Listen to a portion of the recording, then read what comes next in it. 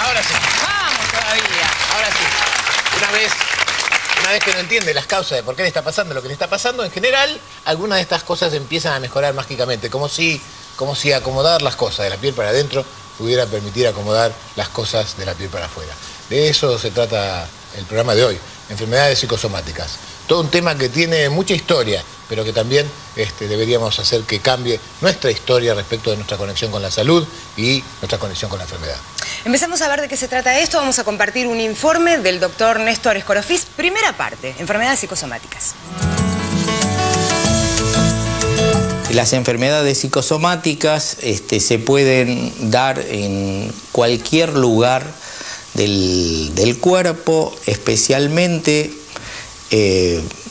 donde más se manifiestan es a nivel del aparato digestivo y del aparato circulatorio. Se diferencian a través de los estudios. O sea, los síntomas existen. El profesional se pone o arranca pensando en que hay una enfermedad de base. Cuando uno realiza todo el estudio correspondiente a lo que supone puede tener el paciente y no le encuentra absolutamente nada, empieza a sospechar que estamos frente a una enfermedad psicosomática. Las enfermedades existentes se agravan frente a un desequilibrio provocado por el medio ambiente en el paciente o en el individuo. Antes que nada, gracias Néstor. Néstor, además de ser un gran amigo, es de verdad un maravilloso médico, un excepcional clínico y un cardiólogo fantástico, y yo confío mucho en su palabra. Y entonces lo convocamos a él justamente porque queríamos escuchar su opinión. Me contaba, fuera de la entrevista, que más de la mitad de los pacientes que vienen a su consulta en los últimos años, investigados profundamente, no tienen una patología clínica demostrable. Y sin embargo, me explicaba Néstor, el gran problema es creer que porque uno no encuentra nada, como él mismo lo dice, como uno no puede verlo en un análisis clínico, a veces los médicos clínicos cometen el error, me decía él, de decirle al paciente, usted no tiene nada. Cuando en realidad no es que no tenga nada, sino que la enfermedad no está radicada en estos lugares donde se puede detectar mediante un análisis clínico, mediante un análisis químico. Hay muchas cosas que pasan en las enfermedades que, como vamos a ver, incluyen a todo el cuerpo. Así que vamos a tener más con el doctor Escorofís en otro momento, pero mientras tanto, muchas gracias Néstor por esto que decís. Y ya estamos en tema, y ya hay manos levantadas y esto me emociona y me entusiasma. ¿Qué tal? ¿Cuál es tu nombre? Teresa. Teresa. Doctor, ¿la tristeza, la nostalgia, genera enfermedades psicosomáticas?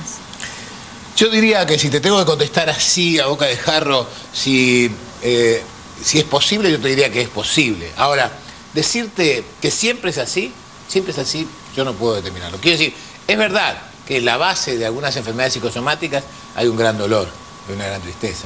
Y en la base de algunas enfermedades que vulgarmente no son psicosomáticas o no son consideradas psicosomáticas, también. Muchos pacientes refieren detrás de algunas enfermedades muy graves, como podría ser el cáncer. Muchas pacientes y muchos pacientes refieren episodios de dolores, de pérdidas, de tristezas, episodios de melancolía muy severos. Uno puede pensar que aquello causó esto, yo digo que no. Yo quiero que usted entienda, somatizar, esto quiere decir poner en el cuerpo algo que empezó siendo parte del área psíquica o del área espiritual, poner en el cuerpo y manifestarlo corporalmente es más que una tendencia, que también podría serlo, es básicamente parte de nuestro aprendizaje, parte de nuestra conducta desadaptada, parte de nuestra neurosis, quiero decir. Somatizar y poner en el cuerpo es parte de nuestra conducta no demasiado sana, ¿no? No está bien, no está bien, porque no es bueno para nosotros, no está bien poner en el cuerpo lo que nos sucede espiritualmente, lo que nos sucede psíquicamente o mentalmente. Sí, claro. ¿Entonces tiene que ver con el temperamento? No, yo creo que tiene que ver básicamente con una falta de integración, entre algunas cosas. Tiene que ver básicamente con una actitud de comprender, digamos así, que el proceso es un proceso general y global, como vamos a ver en el día de hoy. Sí, ¿alguien me estaba levantando la mano por aquí? Claro.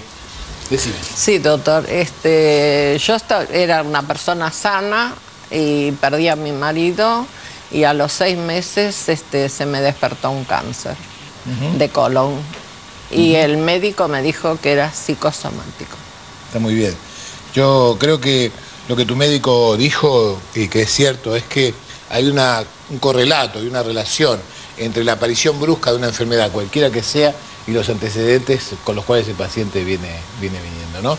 Y a veces un gran dolor, un gran duelo, una pérdida, puede ocasionar algo que es un desarreglo interno, ¿no? Hay una relación muy grande entre una enfermedad muy grave, como es el cáncer, cuando no está tratada a tiempo, con, hoy sabemos, con la inmunología, con los mecanismos de defensa del cuerpo.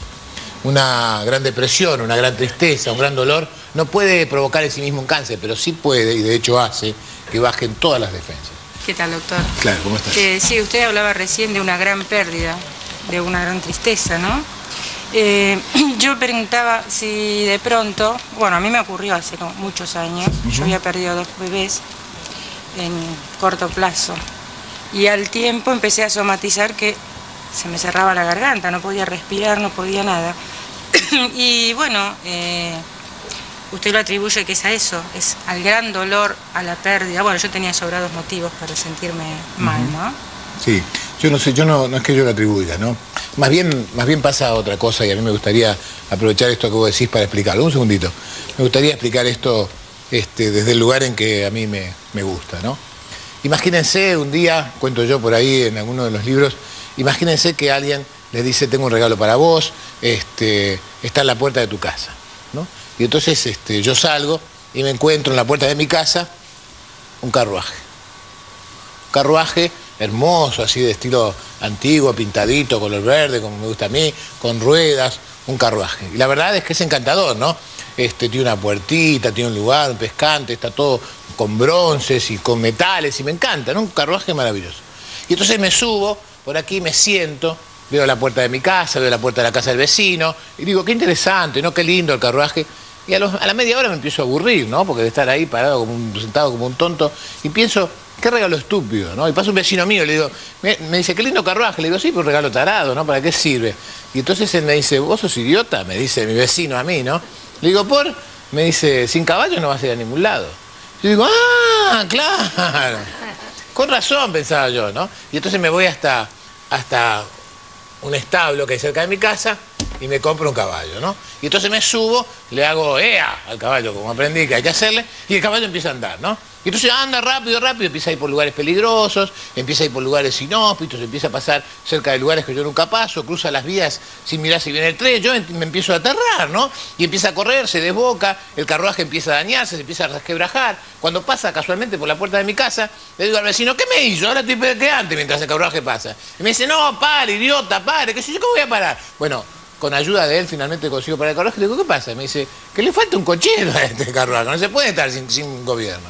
Y entonces pongo un aviso en el diario y contrato un cochero. Ahí va. Y entonces pongo al cochero en el pescante. ¿Sí? Ahí está. Ahí va.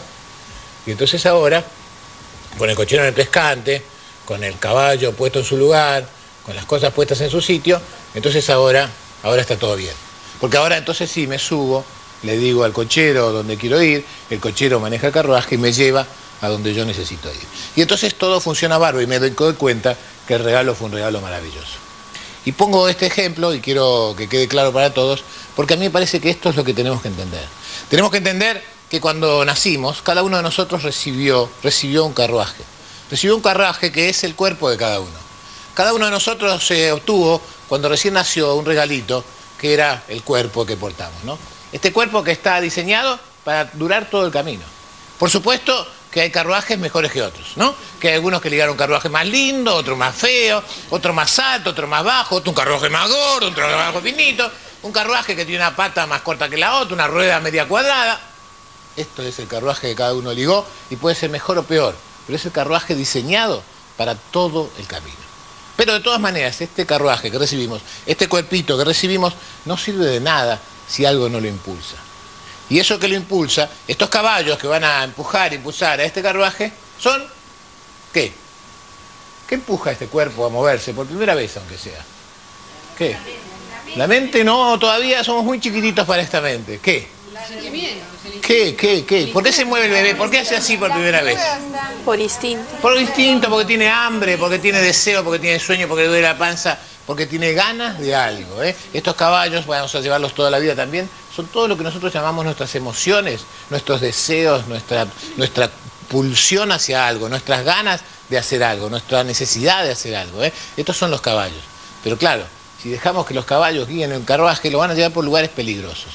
Y entonces sí vamos a necesitar de una mente que piense, vamos a necesitar de un cochero que guíe, vamos a necesitar de una cabeza pensante que se ocupe de manejar a estos caballos para que los caballos no vayan a lugares peligrosos. Esta combinación del cuerpo, las emociones, la cabeza y el pasajero, nuestra parte espiritual, esta que casi no se ve, todo esto somos nosotros. Nosotros no podemos pensar, cuando el carruaje tiene una rajadura, cuando el cuerpo está lastimado, pensar que es nada más que el cuerpo lo que está lastimado. Tenemos que pensarnos como un todo. Tenemos que entender que somos la suma de nuestro cuerpo, de nuestras emociones, de nuestros pensamientos, de nuestra parte espiritual. Somos todo eso. ¿Cómo entonces no entender que si algo le pasa al carruaje, a los caballos, al cochero y al pasajero, algo le está pasando? Porque seguramente, como causa o como consecuencia, les está pasando a todos. Cuando nos enfermamos todo. Todo está enfermo. Está enfermo el cuerpo, el caballero, está enfermo el caballo, está enfermo el pasajero. Todos nosotros estamos enfermos cuando algo de nosotros está enfermo. Y no podemos pensar en curar nada más que la historia, porque si el carruaje se rajó porque los caballos fueron por lugares peligrosos y el cochero no lo notó porque el pasajero estaba dormido, aunque nosotros le pongamos masilla y lo barnicemos de nuevo, otra vez va a volver a pasar. Se va a volver a abrir en el mismo lugar. Para poder sanarse, para poder curarse, hace falta no solo ocuparse del cuerpo, sino también ocuparse de lo demás, ¿no? Ocuparse de superar este dolor que de alguna manera nos puso en este lugar, ¿no? Seguramente lo más importante es que este carruaje, como es personal y propio, como este carruaje no puede llevar a otros adentro, porque aquí no hay lugar más que para uno, lo que sí uno puede hacer, seguramente, es caminar al lado, ¿no? Que el otro sienta que lo acompañás, ¿no? Que en realidad no sienta que estabas al lado de él solamente mientras el carruaje estaba entero, ¿no? Que no sienta que estabas al lado de él solamente porque elegía tu camino, ¿no? Poder acompañar y recorrer este camino al lado del otro es la mejor manera de que el otro sepa que hay espacio para sanarse, ¿no? Que hay un lugar para curarse. Hay muchas manos levantadas, hay mucho para decir. Durante mucho tiempo la medicina se ocupó exclusivamente del carruaje. Durante mucho tiempo la medicina era la ciencia que se ocupaba exclusivamente del cuerpo y todo lo demás no tenía ninguna importancia, y si la tenía era una importancia secundaria que nada tenía que ver con las enfermedades específicamente. A partir de 1900, cuando empezaron a tener fuerza las ideas de Freud, todo empezó a volverse psicológico en el mundo, y entonces de alguna manera hubo cierta psicologización extrema, donde todo era psicológico, también todas las enfermedades. En este vaivén empezamos a recorrer un camino de integración, ¿no? Un camino que se llama holista. Holista quiere decir la persona tomada como un todo.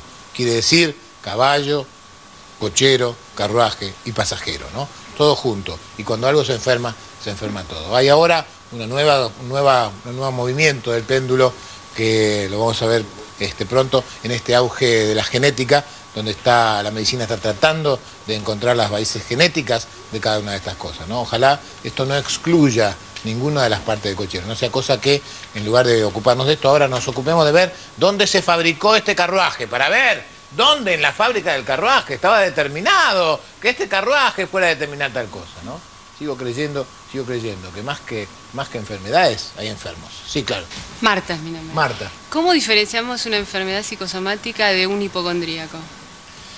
Este es un gran tema y una gran pregunta, ¿no? Porque la hipocondría es una enfermedad a comienzo psicológica en principio, ¿no? A comienzo, si quisiéramos hacer una división, ¿no? Pero la hipocondría es básicamente el temor a padecer una enfermedad, ¿no? La enfermedad psicosomática es una enfermedad producida como base en lo psicológico. Son dos cosas diferentes, ¿no? Decía una amiga mía, Estela, que tenía una tendencia a somatizar, ¿no? Y yo le decía, lo tuyo es hipocondría, ¿no? Y ella me decía, ojalá fuera hipocondría, a mí me duele de verdad, decía ella, ¿no? Quiero decir, la hipocondría es básicamente el temor a tener, la somatización es llegar a poner en el cuerpo. Quiero decir, alguien que tenga psoriasis, por decir una enfermedad muy ligada a lo psicológico, no es hipocondríaco, tiene una enfermedad psicosomática. Alguien que esté pensando que un día quizás pueda tener algo y esté todo el día tocándose, ¿no? Como aquel viejo cuento que a mí me parece tan gracioso, ¿no? El tipo que decía, me tocaba acá y me dolía, me tocaba acá y me dolía, me tocaba acá y me dolía, me tocaba acá y me dolía. Fui al médico y me dijo que tenía fracturado el dedo. Esto uno puede hacer de una cosa real una persecución, pero una cosa es lo que creo que tengo y otra cosa es lo que tengo por lo que creo. Son dos cosas diferentes y que tienen raíces diferentes. Todo esto, sí, claro, ahora sí. Yo quisiera... Ponete el micrófono y contame tu nombre. Ana María. Sí, Ana María. Yo quisiera preguntarle, que tengo una nietita de 9 años y cada vez que la madre sale o tiene algo importante, tiene unos dolores de cabeza que hasta ni puede abrir los ojos. La llevaron al oculista, la llevaron al pediatra de todas clases y siempre que hay algún problema, ella se manifiesta de esta manera. Yo quisiera preguntarle si eso tiene cura. En principio yo no voy a hacer diagnóstico de cada nena, no lo sé. Lo que te digo es, si vos me preguntás a mí, ¿el dolor de cabeza puede ser la expresión de una tensión psíquica? Te contesto, absolutamente que sí. Y entonces digo yo, habrá que ocuparse de qué le pasa físicamente y también habrá que ocuparse de qué le pasa emocionalmente. Quiero decir, si el médico de alguien va a ocuparse solamente del carruaje, ¿no? Va a ver dónde está lastimado, se va a ocupar solamente de esto. Y no se va a ocupar de qué le pasa al caballo. Quiero decir, qué le está pasando a las emociones de esa persona, de esa nena. Claro. O no se va a ocupar de qué pensamiento está perturbando esta historia. El carruaje no se va a terminar de curar nunca. Lo que quiero decir es que muchas veces, ocupándose de alguno de estos tres aspectos de nosotros mismos, alcanza. Muchas veces hay que ocuparse de los tres, muchas veces hay que ocuparse de los cuatro, porque la enfermedad la tiene el pasajero, el que ni se ve, el que ni se ve. Para la mayor parte de nosotros adultos, la enfermedad está puesta en qué le pasa espiritualmente a la persona, dónde ha perdido el rumbo, ¿no? A veces, para poner un ejemplo que no sea el de tu nieta, para sacarla de este lugar, cuando uno piensa en una de las enfermedades más frecuentes de nuestro mundo en el que vivimos, nos guste o no nos guste, una de las enfermedades más frecuentes, que es el ataque de pánico, ¿no? ¿Dónde sucede el ataque de pánico? ¿En qué lugar sucede el ataque de pánico? Bueno, el cuerpo está sintiendo un montón de cosas. La verdad que la persona está asustada. La verdad es que cree que se va a morir y está muy preocupada por lo que le va a pasar. ¿Dónde está? ¿Dónde empezó todo esto? Me preguntan a mí, en el pasajero. En el pasajero. Me preguntan a mí, en el pasajero. No empezó en el cuerpo, no empezó en las emociones, no empezó en el cerebro, empezó en el pasajero. Y si uno se ocupa de los tres y no se ocupa del pasajero, y no se ocupa de ver qué le está pasando en su vida a esta persona, quizás en realidad esto pueda sanarse provisoriamente, pero no termine de resolverse nunca, ¿se entendió? Claro. ¿Cuál es tu nombre? Gladys. Bueno, ¿A quién le querías pegar? A unos cuantos. A unos cuantos, muy bien, acá te sabe. Ahora sí. Bueno, yo en el lapso de 6, 7 años había tenido mi primer hija, perdí 4 bebés. Y empecé a no quererme, a tener enfermedades de estar prolongados en las camas, hasta autofabriqué un principio de gangrena en la parte ginecológica. Y bueno, yo quisiera saber, porque encontré un médico que me dijo, cuando te empieces a querer vos misma, a pesar de haber perdido esos 4 hijos, sentirme que no servía como mujer, es cuando realmente vas a poder empezar a vivir. Entonces logré llegar a engordar 50 kilos, bueno, de los cuales ya he perdido unos cuantos, empecé a estudiar, volví a poder tener otro hijo y bueno, empecé a quererme yo misma. Yo quisiera saber en qué momento, porque no siempre se encuentra un médico que realmente le dé las palabras justas para uno reaccionar. No, claro que no siempre se encuentra un médico y claro que además a veces ese médico tarda en aparecer. Justamente si este programa tiene una raíz es empezar a decirle a algunas personas que todavía no se encontraron con ese médico que en realidad el cariño por uno tiene que ver con la salud. Quiero decir, la verdad es que desde muchos aspectos... Una autodestrucción. Como yo lo entiendo, ¿no? Desde muchos aspectos la enfermedad siempre es un conflicto de uno con uno mismo. Siempre es la expresión de que algo está pasando. Lo que creo de verdad es que cuando uno está sintonizado con uno mismo, la enfermedad no aparece. Quiero decir, he visto miles de veces en estos muchos años de experiencia terapéutica que la enfermedad aparece básicamente cuando algo está enfrentado conmigo, ¿no? Inclusive la gripe, ¿no? Quiero decir, la verdad, hay 10 personas, 3 se engripan, 7 no. ¿Por qué esas 3 se engriparon? Uno busca y ve que en realidad la tensión, y ve que están enojados consigo, o ven que en realidad están trabajando demasiado, con lo cual están agrediendo su cuerpo.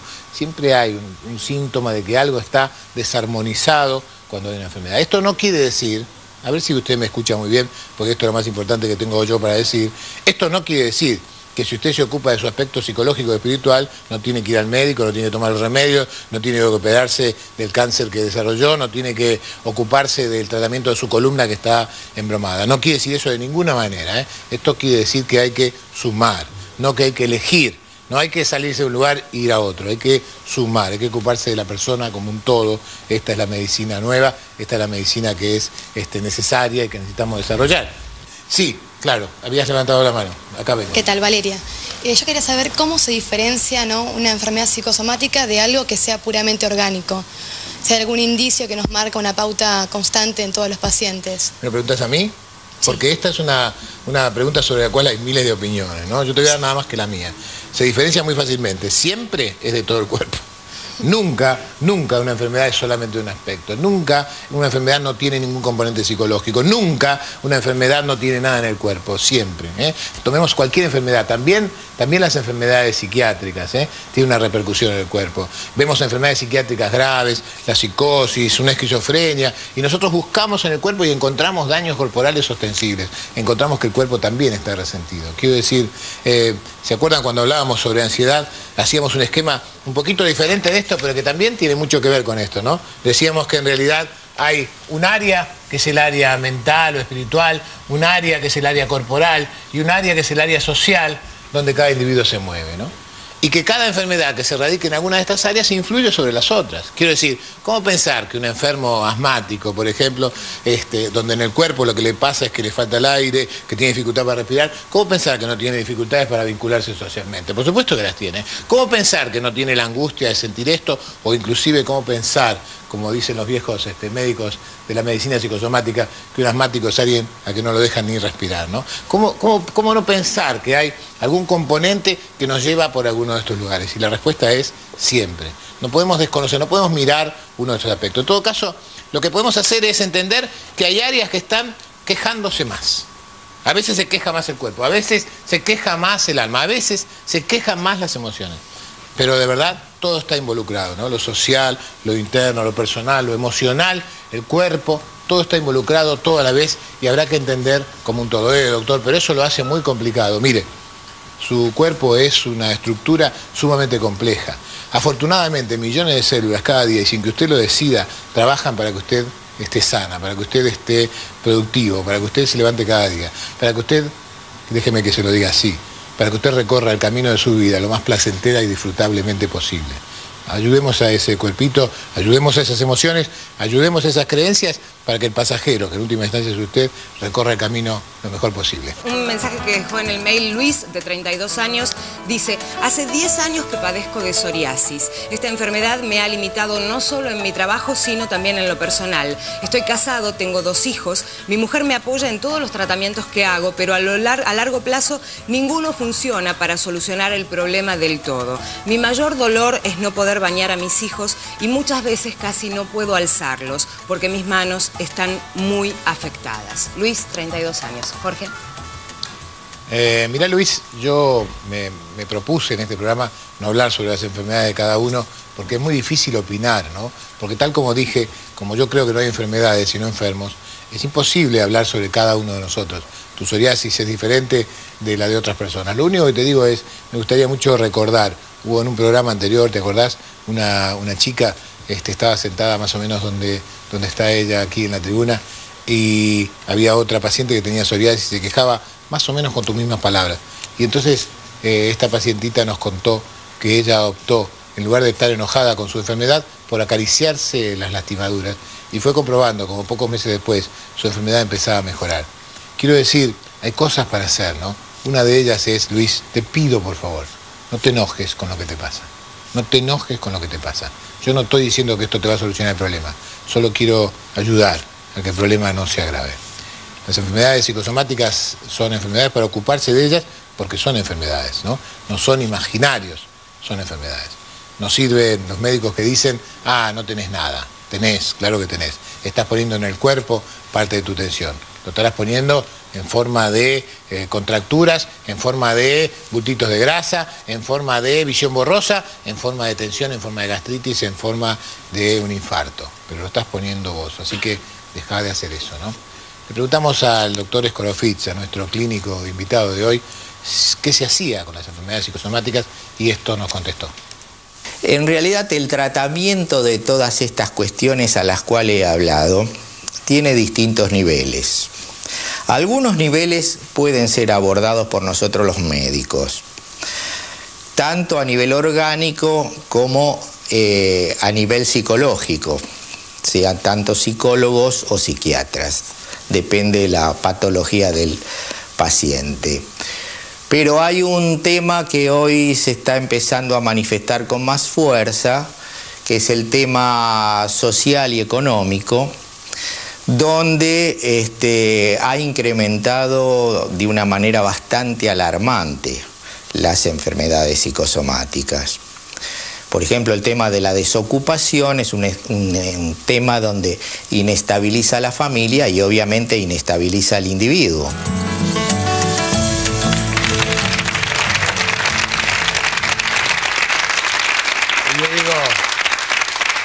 Yo digo, qué halagador que es escuchar a un médico clínico, alguien que supuestamente trabaja sobre el cuerpo, hablar sobre la desocupación de su paciente que lo está consultando. Qué halagador es saber que hay en Argentina cada vez más médicos como Néstor, como el médico de la señora, que son capaces de leer que hay algo más que el cuerpo que el paciente trae, que hay algo más que es la persona que el paciente es.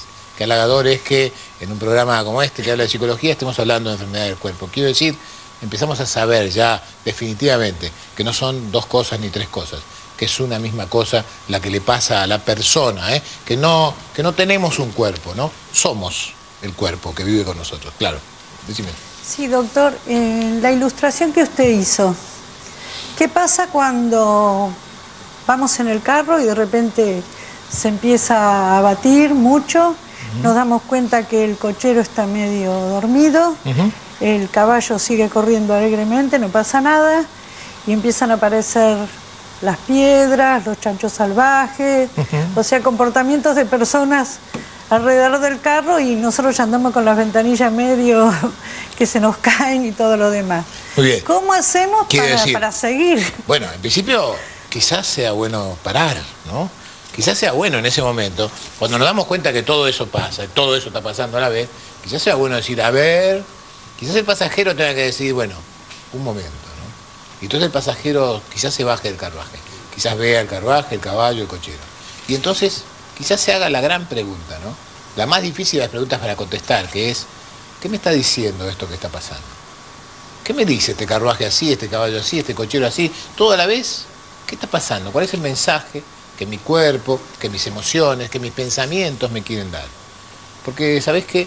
Hemos aprendido desde hace mucho tiempo, sobre todo a partir de un libro que se llama La enfermedad como camino, sobre todo a partir de las investigaciones de Adriana Schnake, en el enfoque del cuerpo, sobre todo en libros que hablan sobre que la enfermedad tiene un mensaje para darnos, ¿no? Así como Freud decía que cada síntoma tenía un mensaje, hoy pensamos que cada enfermedad tiene un mensaje. Cada enfermedad nos dice y nos informa que algo está mal. Entonces digo yo, me parece que el pasajero, la parte espiritual, va a tener que enterarse de que algo está pasando. Y no decir no es nada, y no decir, es el cuerpo, y no decir, me tomo este medicamento. Es muy probable que si me duele la cabeza y me tomo una aspirina, se me pase el dolor de cabeza. Pero es muy probable también que me vuelva a doler la cabeza. Hace falta saber que este dolor de cabeza también está allí para decirme algo de mí, algo de mi vida y algo de lo que me está pasando. Si yo puedo decodificar ese mensaje, entonces el cuerpo no va a tener más que tomarse ese trabajo de fabricar un síntoma para que yo me entere de que algo está mal. Eso es el holismo, tomar al individuo como un todo y ocuparse del individuo como un todo. Sí, claro, decime, ¿cuál es tu nombre? Mi nombre es Cristina. Claro, Cristina, bienvenida. Gracias. Quisiera saber si la obesidad está incluida dentro de las enfermedades Otra vez lo mismo que antes, lo que pasa en el carruaje, lo que pasa en el cuerpo y lo que pasa en esto, como lo vimos ayer también en el programa de ayer, me parece que tiene tanto que ver con lo que nos está pasando y con la manera en la cual nosotros actuamos. Todo lo que sea una distorsión, una desviación, digamos así, tiene que ver con que algo no pasa. La obesidad por un lado, la anorexia por otro, el exceso de agotamiento, todo lo que nos pasa tiene mucho que ver con cosas que nos están pasando.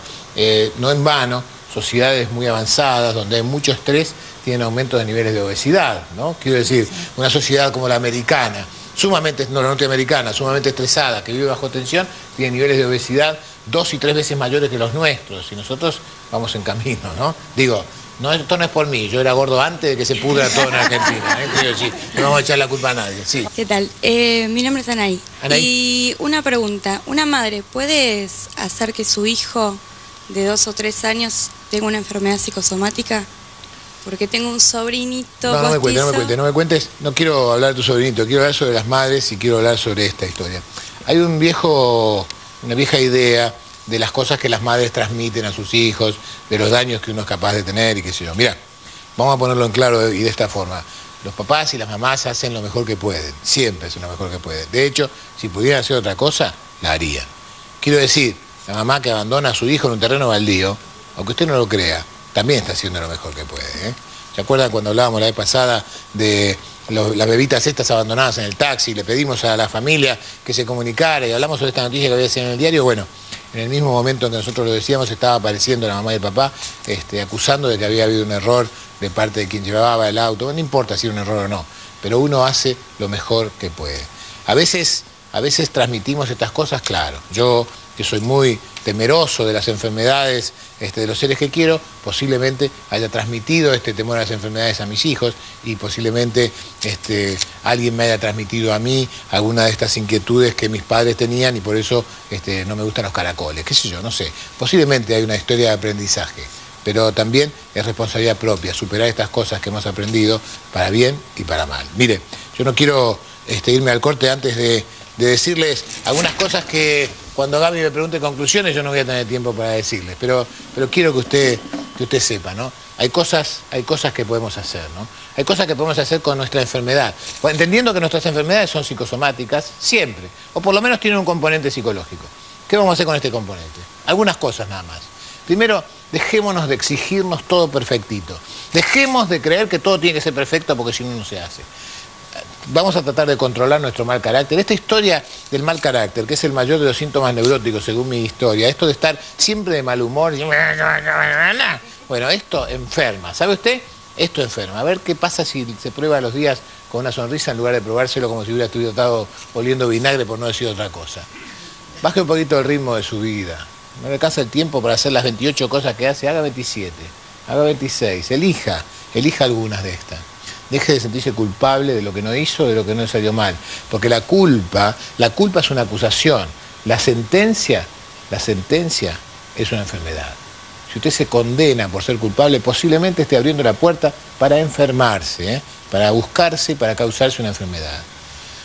No guarde rencores porque sabemos que el odio lo enferma, porque lo intoxica. Sea fiel a sus sueños, no abandone sus ideas y sus sueños. No deje que esto de que te esté sintiendo mal o que algo no esté bien lo aparte. Escoja batallar en los lugares donde usted sea más apto. No abra todos los frentes. Combata personalmente en aquello para lo que usted sepa y aquellas cosas que no están dentro de sus posibilidades, deje de enojarse con ellas si no las puede cambiar, por lo menos por ahora. Ríase más, juegue más, haga un poco de ejercicio. Quiero decir, tenga una vida mejor, ¿no? Si usted está enfermo, ocúpese de tomar más agua, ocúpese de comer más sano, ocúpese de dejar de intoxicarse, no tome tabaco, no consuma ninguna droga, no tome alcohol en exceso. ¿Esto son estupideces de los abuelos? No, no son estupideces. Su cuerpo tiene que estar sano, el carruaje necesita cuidado. Libere sus emociones, ocúpese de esta historia de deshacerse de las falsas creencias, pero sobre todo, ¿no? Para que los caballos estén confortables, comparta más tiempo con los amigos. Comparta más tiempo con los amigos. Porque allí, en este compartir las cosas con los amigos, allí es donde usted va a poder armonizar a los 4 miembros de esto que somos, ¿no? Allí es donde el pasajero se siente acompañado, los caballos se sienten cuidados, el carruaje se siente protegido y el cochero tiene con quien compartir lo que no sabe. Momento ahora sí de conclusiones, más allá de que fue clarísima toda esa lista y un buen decálogo de vivir bien. Nos vamos a querer todos eso. Ojalá que sí, y entonces como ya sé lo que va a pasar, vamos a pedirle a nuestro equipo que ponga esa lista en nuestra página del buscador. Va a tardar 2 o 3 días, no se enojen, después la busqué y no estaba. Bueno, ya va a estar la vamos a poner y etcétera, etcétera. Pero no puse en la lista y exprofeso algo que dejé un poquito para hablar con vos. Una de las cosas que le pasan a todos los enfermos, ¿no? Es que como el cuerpo duele y lastima, el cuerpo nos llama la atención sobre esto, ¿no? Y me parece muy importante que nosotros le prestemos atención, como venimos diciendo en todo el programa. Pero también quiero contarles que hay una vía accesoria, ¿no? Hay un camino más para agregarle a esta lista y que no está en la lista porque no tiene que ver con ocuparse de uno, justamente es ocuparse de otros. Es bastante claro, ¿no? Y una señora lo comentó en la tribuna recién. Sanarse también quiere decir dejar de estar mirándose el ombligo todo el tiempo, ¿no? Sanarse también pasa por ver qué puedo hacer yo por otros, aunque me duela, aunque me cueste, aunque me lastime, aunque yo también esté mal, ¿no? No quedarme padeciendo mi propio padecer, sino también ocuparme del dolor de otros. Esto, de alguna manera, genera una respuesta orgánica que siempre ayuda al proceso de curación. Así que me parece a mí que también habría que agregarlo en la lista personal, para todos aquellos que estén en condiciones de agregarlo, claro. Bueno, ahora pensamos que estaría bueno cerrar el programa con un cuento. ¿Podrá ser, doctor? ¿No es psicosomático eso? Porque dale, porque te mando, te empujo. Vaya. ¿No es psicosomático este pedido tuyo, no? Ah, bueno. Es un pedidito. El cuento que quiero contar hoy es un cuento muy querido para mí, porque es de los primeros cuentos que me contaron alguna vez. Y si bien no está referido al tema de hoy, como hago siempre, con una vuelta de tuerca, vamos a ver si lo podemos hacer referir. Voy a contar el cuento y después les voy a contar por qué cuento este cuento. Había una vez un hombre que trabajaba en una granja y que tenía un pequeño terrenito donde sembraba un poco de trigo para su propio consumo. Y un día, mientras estaba removiendo la tierra, encontró en medio de la tierra una piedra que brillaba muchísimo. La levantó y se dio cuenta inmediatamente que era algo muy valioso. Él nunca había visto un diamante, pero se dio cuenta por el brillo que tenía que esa piedra debería ser muy valiosa. Así que la puso en su bolsa y siguió trabajando y llegó a su casa. Cuando llegó a su casa pensó que esa piedra tenía que ser guardada en un lugar muy seguro porque podían robar, podían matarlos a todos para llevarse una piedra tan valiosa como esa. Como no encontró ningún lugar seguro en su casa, que ni siquiera tenía llave en la puerta, salió hacia la huerta que tenía su mujer, donde cultivaba tomates y algunas legumbres, y entre medio de los tomates plantó el diamante y lo enterró para que nadie lo encontrara. Tuvo miedo después de olvidarse el lugar, así que vio una piedra de color amarilla que estaba cerca y puso la piedra justo en el lugar donde había enterrado el diamante. A la mañana siguiente, cuando la mujer fue a trabajar en la huerta, el hombre, temeroso de que la mujer sacara la piedra, le dijo: no toques esa piedra, que la puse yo. Dice: pero ¿para qué la pusiste entre los tomates? Y él no quiso decirle. Tuvo miedo de que la mujer se asustara de tener una piedra valiosa, así que le dijo: bueno, me dijeron que esta piedra trae suerte, así que la traje para que traiga suerte a la casa. Ah, dijo la mujer, que confiaba ciegamente en su marido. Cuando se levantó su hijo y le preguntó: mami, ¿qué hace esta piedra aquí? Entonces la madre le dijo: dice tu padre que traen suerte estas piedras. Ah, dijo el chico. Y cuando se levantó la hija, que era muy inquieta y muy rebelde, y preguntó por la piedra, y la madre le dijo: dijo tu padre que las piedras amarillas traen suerte. Entonces la hija dijo: bueno, traigamos también una roja que va a quedar bien. No, dijo la madre. Las amarillas sí, las rojas no. Dice: no entiendo, eso es estúpido. Y entonces fue a hablar con el padre. Y le dijo: papi, ¿por qué las piedras amarillas traen suerte y las rojas no? El padre le dijo: algún día, cuando seas grande, te voy a explicar. Desde ese día, el chico, que creía que las piedras traían suerte, traía cada vez más piedras amarillas porque decía: si una piedra trae suerte, dos traen más suerte. Y la madre, para seguirle el juego al hijo, también traía piedras. Y se empezó a hacer una montaña de piedras amarillas. Y la niña miraba con desconfianza, pero no traía ninguna piedra. Un día, cuando la nena se hizo grande y el hombre se sintió viejo, llevó a su hija hasta el prado, se sentaron y le dijo: vas a ser pronto una mujer, hay algo que yo quiero que sepas. Debajo de esa pila de piedras amarillas hay enterrado un diamante. Ese es el tesoro de esta familia. No quiero que nadie lo sepa, más que vos. Un día serás grande y tendrás un hijo o una hija que será más rebelde que los otros. A él le vas a contar el secreto del diamante. Deja que todos los demás crean que son las piedras.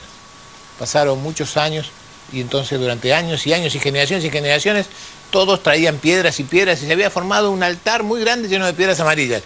Y debajo el diamante seguía escondido, solamente uno sabía de ese diamante. Este cuento termina diciendo que alguna vez un padre se murió demasiado joven o un hijo desconfió de la palabra del padre. Y entonces el secreto del diamante se perdió y la familia esta empezó a juntar piedras sin saber que escondían un diamante. Yo quiero contar este cuento para decirles a ustedes: nuestras enfermedades, todas, las psicosomáticas, las de las otras, las psicológicas, todas, son piedras.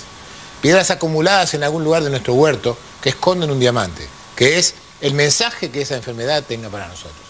Si nos vamos a ocupar solamente de las piedras, nos vamos a perder lo verdaderamente valioso. Miremos nuestra enfermedad como señales, como puntos que nos muestran que algo está desacomodado dentro nuestro. Acomodemos el algo, encontremos el diamante y entonces quizás ya no tenga más sentido poner piedras en nuestro camino. Nos vemos. Gracias.